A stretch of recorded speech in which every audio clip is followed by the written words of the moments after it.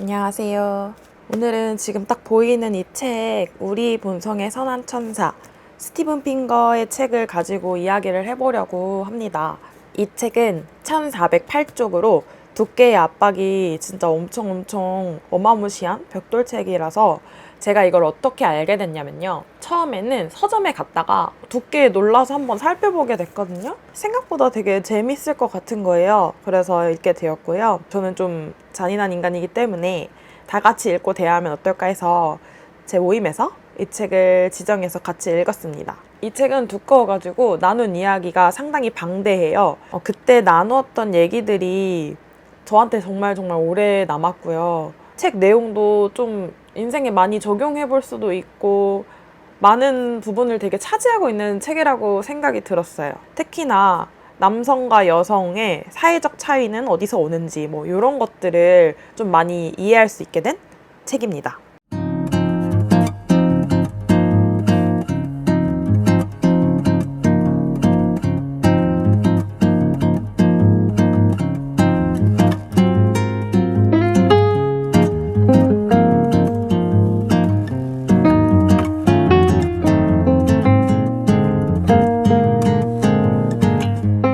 이 책은 한 줄로 요약하면 우리 사회는 폭력성이 감소해 왔고 점점 더 평화로운 쪽으로 발전해 왔다는 주장을 펼치고 있어요. 이 책을 읽기 전에는 저는 좀 막연하게 사회가 더 흉흉해졌다고 생각을 해왔어요. 사실 언론이 엄청 발달해 왔잖아요. 그래서 예전보다 불행한 뉴스나 기사를 많이 접하다 보니까 어쩔 수 없이 그런 편견들이 막 생겨났던 것 같아요. 그래서 이 책에서 그렇게 말했을 때 처음에는 의문이 좀 생겼던 것 같아요. 요즘은 초등학생들도 학교 등교를 혼자 안 하잖아요. 저는 막 혼자 1학년 때부터 학교를 혼자 다녔었는데 지금은 다 등하교를 부모들이 시켜준다고 하더라고요. 그 이유를 막 물어보면은 옛날보다 세상이 너무 위험해지고 흉흉해졌다 이러면서 그렇게 어쩔 수 없이 데려다 준다 이렇게 말을 많이 하는데 이 책에 따르면 사실은 그게 기분 탓이라는 거죠.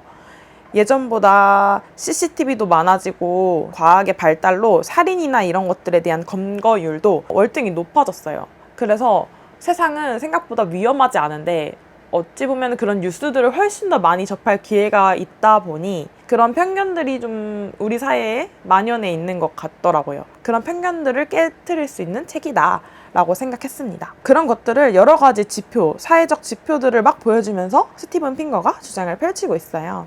우리가 언제서부터 이렇게 폭력성이 감소해 왔냐, 그렇게 경향성을 띠기 시작한 것을 6가지로 표현을 했는데 첫 번째가 이제 5,000년 전부터 도시 정부를 갖춘 최초의 농업 문명으로 전이가 되었는데 그 과정에서 만성적 습격이나 전쟁들이 감소했고 폭력적 사망 비율이 5분의 1로 감소를 했다고 하더라고요. 집단이나 부족이 형성되면서 우리는 이제 더 이상 전투를 할 필요가 없고 공존할 수 있게 되면서 그게 그 자체로도 평화의 과정을 거쳤다라고 볼 수 있고요. 두 번째는 거기서 더 나아가서 중앙 권력, 상업 하부 구조를 갖춘 큰 왕국으로 통합이 되었다. 그래서 유럽 국가 간의 살인율이 과거에서 10분의 1에서 50분의 1로 쭉 감소를 했다고 합니다. 그래서 이 과정을 거쳐서 권력이 집중되면서 문명화의 과정을 거쳤다 이렇게 볼 수 있고요. 세 번째는 유럽 계몽시대 때인데요. 사회적으로 용인된 그 폭력이 완전 철폐되는 움직임이 있었어요. 지금 우리가 주장하는 인도주의 혁명이 이렇게 일어났다고 볼 수 있고요. 그리고 네 번째는 2차 세계대전 이후에 대부분의 선진국들이 전쟁이 이제 너무 지겹다. 이제 우리 서로 전쟁하지 말자 하면서 지금까지 쭉 이어져 온 긴 평화가 있었다. 이렇게 말을 했고요. 그 이후에도 우리가 이제 뭐 이데올로기 갈등이라고 해서 냉전이 있었고 그 냉전이 종료하면서 1989년 이후에 모든 종류의 조직적 충돌이 좀 감소했다라고 보면서 여기서 이제 새로운 평화가 시작됐다 하고요. 그러고 나서 더 이후에는 국가별 전투는 없었지만 작은 규모의 공격성에 대한 반대가 있었죠. 예를 들면 소수 집단이나 여성, 아이, 동성애자, 동물에 대한 폭력을 반대하는 움직임들이 많이 있었고요. 이거를 이제 권리혁명이라고 부르고 있습니다. 이렇게 6가지의 경향성을 띠고 시대가 지나옴에 따라 폭력성이 감소했다 이렇게 볼 수가 있죠. 여기서 인간의 악마를 5가지로 표현하는데요. 인간 내면에는 5가지의 악마가 살아요. 첫 번째는 포식적이고 도구적 폭력인데요. 단순히 목적에 대한 실용적 수단으로만 이제 여기는 거죠. 그리고 두 번째는 우세 경쟁을 하는 건데요. 힘의 욕구나 개인적 마초적 허세, 그리고 패권 경쟁을 하는 거고요. 세 번째는 복수심인데요. 도덕주의적 욕구를 부트질하는 그런 거고요. 네 번째는 가학성인데요. 타인의 괴로움에서 즐거움을 얻는 거고요. 다섯 번째는 이데올로기인데요. 그 이데올로기는 공유된 신념 체계 안에서 다른 신념을 배척하는 이런 것들을 말합니다. 그래서 이 다섯 가지가 인간이 타인에게 띠는 폭력성의 형태라고 보시면 될 것 같아요. 그러면 이제 악마만 있냐? 악마만 있는 건 아니거든요. 인간에게 가진 정말 여기 제목에서처럼 우리 본성의 선한 천사들, 이 선한 천사는 몇 가지가 있느냐? 네 가지가 있는데요. 첫 번째는 감정이입인데요. 그들의 이해와 우리의 이해를 연결해주는 그런 부분이고요. 두 번째는 자기통제인데요. 충동적 행동에 대해서 적절히 절제하는 것을 말해요. 그리고 세 번째는 도덕감각인데요. 같은 문화 속 구성원의 규범을 말하고요. 네 번째는 이성인데요. 자신만의 편협한 관점에서 탈피할 수 있는 어떤 객관적인 시선들을 말합니다. 이렇게 네 가지가 앞서 있었던 다섯 가지 악마를 눌러주는 수단이라고 보면 돼요. 그래서 이런 식으로 뭔가 인간의 내면에는 폭력성도 있지만 그 폭력성을 눌러주는 천사 같은 부분도 있다. 이렇게 말씀드릴 수 있을 것 같습니다. 첫 번째 1장에서는 과거에 얼마나 폭력성이 심했는지에 대해서 막 좀 보여주거든요. 근데 좀 읽기가 좀 어려운 부분도 있었어요. 동물들을 학대하는 것에 대해서 그걸 즐기거나 스포츠로 여기지 않는데 과거에는 그런 걸 스포츠로 여기는 것들이 좀 있어서 그런 거를 읽는 게 굉장히 힘들었고요. 지금은 죄를 짓고 갇히더라도 고문을 하진 않잖아요. 근데 불과 몇십 년 전까지도 고문이 있었고 정말 완전 예전에는 고문이 막 강간이나 신체를 절단하거나 그런 식으로 눈살을 찌푸리게 하는 구절들이 좀 있더라고요. 그래서 읽다가 조금 힘들었던 부분이 있고요. 몇 가지를 읊어드리면 호메로스 시대라고 표현을 하는데 호메로스 시대의 그리스는 엄청나게 호메로스가 쓴 일리아스는 사실 폭력을 바탕으로 한 전쟁사 이야기잖아요. 그래서 그 안을 들여다보면은 지금은 강간이라는 게 정말 극악한 범죄라고 하잖아요. 극악하고 정말 해서는 안 되고 그러면서 그런 전쟁 안에서 그런 일이 일어나면은 진짜 큰 범죄다라고 하잖아요. 그런데 일리아스에서는 그런 강간이 당연한 전리품이라고 표현하거든요. 여성의 인권이 낮았던 것도 물론이거니와 전쟁에 나간 군인들에게는 당연히 주어진 보상 같은 존재였던 거죠. 그렇게 여성을 강간하는 게. 그런 얘기가 나오고요. 또 성경에서도 물론 이 책의 기준으로 말씀드리면 성경을 기나긴 폭력의 찬미나 다름없다라고 표현할 정도로 그런 폭력적인 장면들이 많이 나오는데요. 물론 현대의 기준으로 판단하면 안 되지만 그거를 이제 참더라도 그걸 누르더라도 꽤나 잔인한 내용들이 많이 나온다고 합니다. 성경에서 기독교인들이 지켰으면 하는 것들을 10개의 계명으로 정해놓은 10계명이 존재하는데 10계명에서 몇 가지 금지하는 것들이 있는데 성상을 조각하여 신으로 섬기거나 가축을 탐내는 것을 다 금지하는데요. 노예, 강간, 고문, 신체 절단, 이웃 부족 집단 살해는 거의 허락되는 것이 도덕률로 여겨지고 있어요. 왕족 내부에서는 섹스나 폭력이 늘 함께 했고요. 그런 것이 사실이 아닐지언정 당시의 관습은 권위에 대한 무조건적인 복종이 필요하다라고 다소 좀 권위주의적이며 다소 폭력적인 내용들을 담고 있습니다.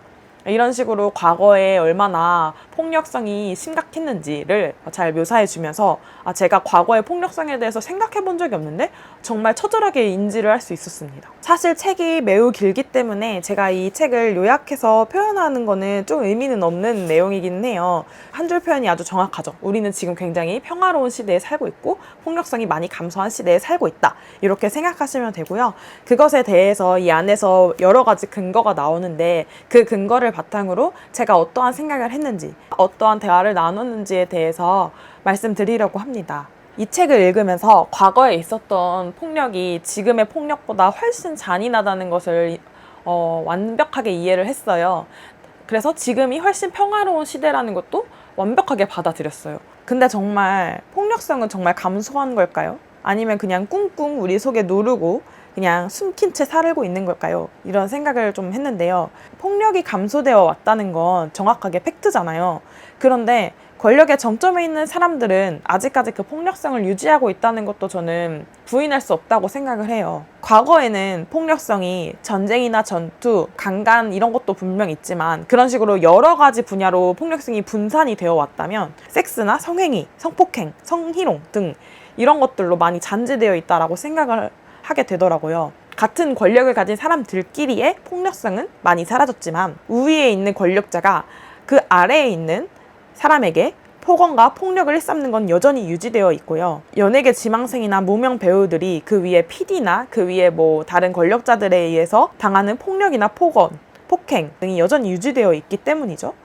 버닝썬 사례도 저는 그 중에 하나라고 생각이 들더라고요. 직장 선배가 직장 후배에게 가하는 어떤 직장 내 괴롭힘, 이런 것도 같은 유형에 속한다고 생각을 합니다. 사실 여전히 폭력성은 유지되어 오고 있어요. 근데 가려진 부분이 상당한 거죠. 아직까지 이 폭력이 완벽하게 사라지지 못하는 이유는 그게 은근히 돈이 되는 산업이기 때문이에요. 뭐 우리나라가 사실 음지가 있잖아요. 뭐 양지에서는 잘 그러진 않지만 음지에서는 여전히 성매매가 이루어지고 있잖아요. 그런 성매매 같은 것도 사실 돈이랑 연관되어 있는 산업이고 그게 일종의 폭력성이라고 생각을 하거든요. 돈을 주고 한 인간의 성을 사는 것 자체가 어쨌든 돈을 주고 산 구매자가 갑이 되는 거니까 판매자는 을이 되는 거고, 그런 식으로 벌써 갑과 을이 정해지면서 우리가 상상치 못한 일들이 많이 벌어진다고 하더라고요. 그런 부분은 아직까지 남아있는 폭력성의 잔재다라고 생각하고 있고요. 뭐 대부분 그것을 즐기는 자들이 아직까지 권력을 많이 갖고 있는 층에 속하기 때문에 우리가 모르는 곳에서 여전히 빈번하게 유지되고 있다라고 저는 생각을 했습니다. 그리고 폭력성 자체가 감소되었을지언정 폭력을 저지를 수 있는 장은 조금 확대되었다고 저는 생각을 하거든요. 인터넷이 발달되면서 커뮤니티나 유튜브 그리고 SNS 이런 것들로 폭력 성향이 두드러진 사람들끼리 서로 교류가 가능해졌어요. 그래서 그런 사람들이 집단이 되어가지고 같은 커뮤니티를 이뤘을 경우에 그 행위를 정당화하고 실제로 행동할 수 있는 가능성이 매우 높다고 저는 생각을 합니다. 소라넷이나 엠번망 등이 그런 것들을 공유하고 더 가학성을 확대시키는 어떤 수단이었다고 저는 생각을 하거든요. 그래서 일부 커뮤니티가 폭력성을 계속 지속적으로 행하면서도 사라지지 않는 이유, 이것도 어찌 보면 권력과 연계되어 있다고 저는 생각을 합니다. 그래서 권력과 폭력은 정말 뗄래야 뗄 수 없는 관계에 있다 라고 생각이 들고요. 대중문화나 미디어 영역에서도 폭력성이 노출되는 사례가 많아지고 심지어 미화를 시키는 경우도 있어요. 일부 영화나 드라마나 예능에서 폭력적 장면을 미화시키고 있고요. 성폭력이 빈번하게 일어나는 클럽과 주점을 미화시키고 폭력을 하는 그 가해 무리들에게 정당성을 부여하기도 해요. 그래서 그런 부분이 미디어에서 벌어지고 있는 폭력성의 사례라고 볼 수 있고요. 뉴스 헤드라인은 항상 자극을 위해서 여성 피해자들을 부각시키거든요. 여중생, 여고생, 여대생, 20대 여성 등등으로 헤드라인을 작성을 하는데 이것도 저는 폭력의 한 사례라고 생각을 합니다. 왜냐하면 어떤 가해자와 피해자가 있을 때 가해자를 부각시키고 가해자를 마녀 사냥을 둬야 되는데 이게 묘하게 도파민 때문인지 아무튼 자극을 주어서 인상을 남기고 싶기 때문인지 피해자 쪽으로 이렇게 많이 쏠리는 경우가 많아서 그런 것들을 좀 지양했으면 하는 부분이 있고요. 도파민을 강조하는 사회적 분위기가 오히려 폭력적 상황을 좀 연출하고 있지 않나 이런 생각이 들어서 아직까지 잔재된 폭력이 은근히 많고 이게 또 피해자를 양산하고 있다라고 생각합니다. 이 책에서 이제 폭력성을 얘기하면서 여성이 남성보다 더 평화를 추구하고 남성은 여성보다 폭력성이 좀 더 높다고 표현을 해요. 여기서 198페이지에 대부분의 포유류에서 수컷이 암컷보다 더 경쟁적이다 라고 표현을 하고, 그런 남성들의 폭력성은 번식 욕구, 그러니까 유전적 형질이라고 표현을 하시더라고요. 제가 예전에 읽었던 위어드라는 책에서도 그렇고 이 책에서도 그렇고 일부 일처제라는 제도는 사실 평화를 위한 수단이라고 묘사를 하거든요. 일부 다처제 사회에서는 일부의 남자들만 다수의 여성을 얻을 수 있잖아요.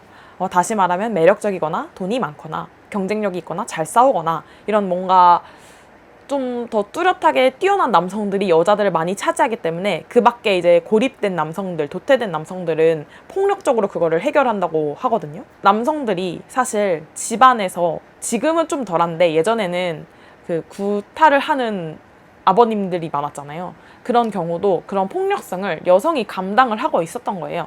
그래서 그런 식으로 일부 일처제는 그런 남성들을 위한 제도고, 그래서 사회적으로 그게 기독교에서 시행한 건데 사회적으로 많이 평화가 이루어졌다고 하더라고요. 그런 일부 일처제 때문에 그런 고립된 남성들이 많이 사라지고서는 세계가 좀 평화로워졌다 이렇게 말을 하는데요. 끝내 서부를 길들인 것은 감시의 눈길이 번뜩이는 보안관이나 가혹한 판결을 내리는 판사가 아니라 여성의 유입이었다라고 하는데요. 그러니까 여자가 권력에 참여를 하면서부터 조금씩 나라가 평화로워지고 세계가 평화로워졌다고 하더라고요. 남자들을 결혼으로 이끄는 다른 전형적인 요인을 통제했을 때 실제로 결혼한 남자들은 직후에 범죄를 저지를 가능성이 낮았다라고 하면서 남자와 여자가 결혼을 하면 남자의 폭력성이 감소한다. 여성이 남성의 곁에 있어야 폭력성이 감소한다라고 볼 수 있습니다. 890쪽에 이런 이야기가 좀 흥미로웠는데요. 만약에 여성이 세상을 운영한다면 세상은 더 평화로울까? 이 질문은 시제와 어법을 바꿔서 물어도 흥미롭다. 오늘날은 옛날보다 여성이 더 많이 나서게 됨으로써 세상이 더 평화로워졌을까? 앞으로 여성이 더 많이 나서면 세상이 지금보다 더 평화로워질까? 나는 세 질문에 모두 조건부 긍정으로 답하겠다. 조건부인 까닭은 성과 폭력의 관계가 화성에서 온 남자풍의 생각보다는 좀 더 복잡하기 때문이다. 여성이 많이 나서게 됨으로써 세상이 더 평화로워졌다라고 이제 표현을 해주셨어요. 다른 것보다 유전적 형질 때문이기도 해요. 여자들이 좀 더 평화를 추구하고 평등을 추구하는 사람들이 많기 때문에 사회에 많이 참여할수록 그런 사람들의 유입이 많아지기 때문에 더 세계는 평화로워졌을 수 있습니다. 이 책에서는 여성이 남성보다 공감 능력이 높다고 하는데 우리의 그 내면에 있는 선한 청사 4가지 중에 감정이입이 있었잖아요. 이 감정이입은 다른 말로 하면 공감이잖아요. 공감 능력이 높다는 게 선한 것으로 작용한다는 거죠. 그 여성이 공감 능력이 높은 이유는 엄마와의 라포 형성이 더 잘 되어 있어가지고 어릴 때부터 엄마의 마음에 공감이 학습되는 경우가 많다고 하더라고요. 유전적 형질인 거죠. 평화를 추구하려는 유전적 형질 때문에 타인에 대한 이해를 더 많이 하려는 노력으로 나타난다고 볼 수 있습니다. 공감하니까 떠오르는데 공감은 지능순이라는 말 있잖아요. 근데 그게 정말 지능순일까 생각을 해보면 감정적 공감은 잘 모르겠지만 인지적 공감은 저는 맞다고 생각을 합니다. 인지적 공감은 지능과 비례를 한다고 생각을 해요. 그래서 독서나 자기 개발을 통해서도 기를 수 있는 부분이라고 저는 생각을 하거든요. 그래서 지능이 타고나듯 인지적 공감을 타고나는 사람도 분명히 있겠지만 노력을 하면 인지적 공감은 언제나 극복이 가능한 거고요. 타고난 형질 플러스 극복 가능한 부분이기 때문에 저는 많은 것을 접하고 경험하고 타인에 대해 이입해보는 것을 훈련하는 게 내면에 있는 폭력을 잠재울 수 있는 방법이 아닌가 이런 생각이 들었고요. 이 외에도 정말 많은 대화가 오가는데 사실 주제가 예민한 것들이 굉장히 많아요. 어쨌든 여성과 남성에 대해서도 많이 다뤄주셨고 폭력성에 대해서도 많이 다뤄주셨기 때문에 이게 정말 읽으면서 대화할 거리가 너무 많아가지고 너무 재밌었어요. 이렇게 1400쪽이나 되는 책을 읽으면서 이렇게 재밌게 읽을 수 있었을까라는 생각이 들었고요. 그중에 이제 조금 예민한 부분이긴 한데 저는 어떻게 표현해야 될지 모르겠는데 우리가 흔히 찐따라고 표현하는 어찌 보면은 고립된 사람들 있잖아요. 어디에도 적응하지 못하고 어디에도 속해 있지 못하는 그리고 타인에게서 인정도 받을 수 없고 타인을 인정하지도 않는 어떤 고립된 사람들 그런 사람들에 대해서도 여기서 좀 다루는데요. 그 부분도 좀 흥미로웠어요. 874쪽에 만일 개인이 여러 집단에 속해 있고 그 집단들을 자유롭게 드나들 수 있다면 모욕과 멸시를 그렇게까지 중요하게 여기지는 않는다. 자신을 존중하는 다른 집단을 더 쉽게 발견할 수 있기 때문이다 라고 표현을 했거든요. 나를 인정해주는 딱 하나의 사람만 있어도 그 사람들의 폭력성은 잠재워줄 수 있지 않을까라는 생각이 드는데요. 요즘에 범죄 중에 묻지마 폭행이나 묻지마 칼부림들 있잖아요. 사회적으로 고립되었거나 친구가 없거나 부모에게서 관심을 받지 못했거나 하는 이런 일들이 좀 있는데 물론 그게 당연히 그 범죄를 저지르는 것에 대한 정당성을 부여할 수는 절대 없어요. 근데 그런 분들 주위에 아무 집단에도 속해 있지 못하고 모욕과 멸시를 당하고 있었기 때문에 그런 폭력성들이 계속 커져 나가고 있지 않았을까라는 생각이 들고요. 마찬가지로 그런 분들이 계시다면은 극복할 수 있는 방안은 자기를 먼저 좀 바꾸는 게 맞지 않나라는 생각도 좀 하면서 내가 어떤 집단에 속하기 위해 타인의 마음을 넣는 노력을 좀 해야 되지 않을까 이런 생각도 좀 했습니다. 사실 이 책과 반대되는 주장도 있다고 하거든요. 저는 그 마음도 충분히 인지가 돼요. 그리고 이 책이 쓰여졌을 때는 저희가 지금 러시아가 우크라이나랑 전쟁을 하고 있는데 그 전쟁이 벌어지기 이전에 쓰여졌기 때문에 지금까지 우리가 전쟁이 없고 평화롭다라고 그렇게 표현이 되어 있는데 사실 그건 아니잖아요. 전쟁을 하고 있기 때문에 이게 완전 100% 맞다라고 보기도 좀 어렵기는 한데 저는 어느 정도 맞다라고 완전 공감이 되었고요. 요즘은 근데 전쟁의 형태가 좀 바뀌어가지고 물리적 공격도 물론 하지만 그것과 병행하여서 언론이나 여론을 조장하는 형태로 전쟁이 이루어지고 있다고 하더라고요. 우리 인간의 잔인성은 어느 정도 감소한 것은 맞지만 항상 내 안에 폭력성이 잠재되어 있고 내재되어 있다라고 생각하시면 좀 더 좋을 것 같아요. 그래서 그런 나의 폭력성들을 언제나 경계하고 감시하는 제도들이 항상 필요하다고 생각하고 있고요.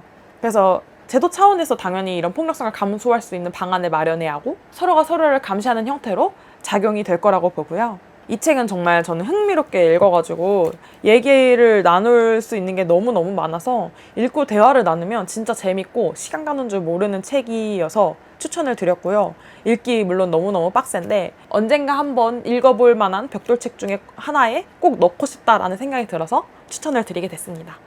그럼 여러분 꼭 읽어보세요. 감사합니다.